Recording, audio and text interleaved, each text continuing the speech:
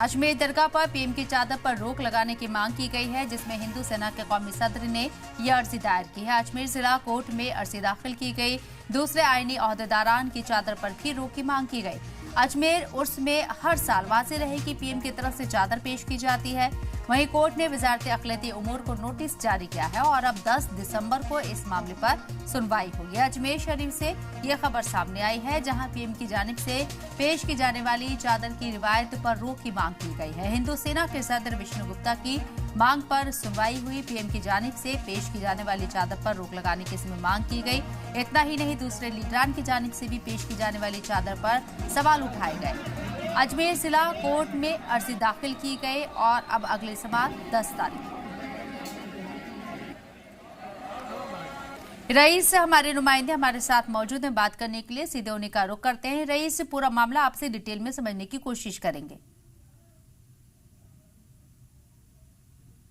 जी बिल्कुल, देखिए शबना अफसन, ये जो मामला है ये पिछली बार भी जो है पिछले साल भी विष्णु गुप्ता ने उठाया था और मनमोहन चंदेल जो है इनकी अदालत के अंदर अभी एक वापिस से एक याचिका लगाई गई है, जिसके अंदर कहा गया है इस दरख्वास्त में कि जो प्रधानमंत्री की चादर अजमेर शरीफ दरगाह में आती है उस पर रोक लगाई जाए।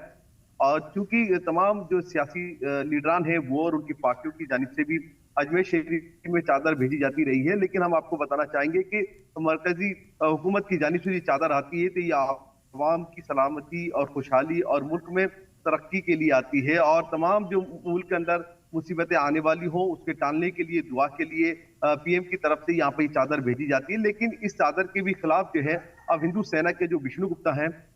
वो हो गए हैं और पिछली बार भी उन्होंने इस तरह की जो है याचिका जो लगाने की कोशिश की थी, लेकिन पीएम की चादर पहले ही चढ़ाई जा चुकी थी। लेकिन इस मर्तबा जो है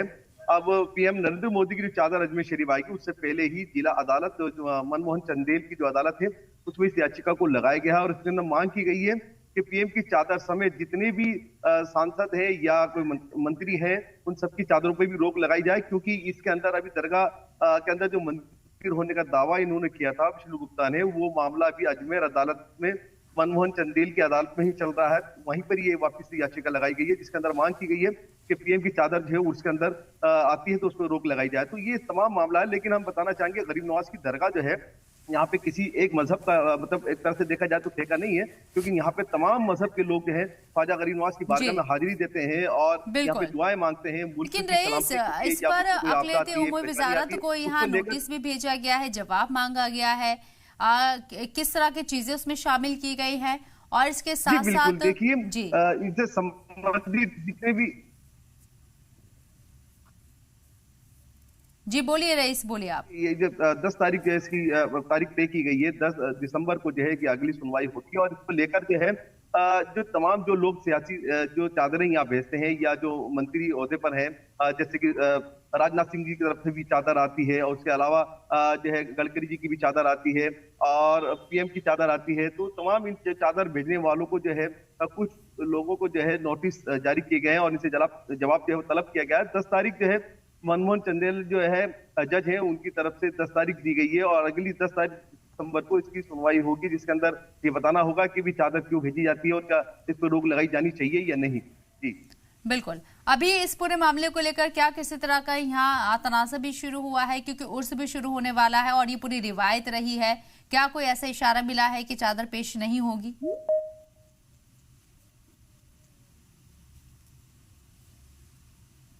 रईस, आवाज सुन पा रहे हैं आप हमारी? देखिए अभी तक तो ऐसा कोई मामला सामने नहीं आया कि चादर पेश नहीं होगी, क्योंकि ये चादर जो आती है अगर देखा जाए तो ये चादर जो है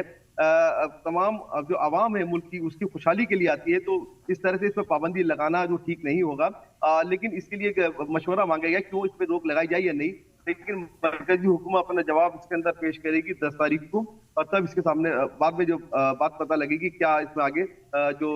मनमोहन चंदेल की अदालत है वो फैसला लेगी क्या नहीं। बिल्कुल, लेकिन इस तरह के तनाज़े आपने जैसे कि कहा कि पिछले 1 साल से लगातार ये उठाए जा रहे हैं और उसका मौका है जहां पूरी तैयारियां हो रही हैं, वैसे वहां एक बार फिर से इस तरह के मामले को उठाया गया है।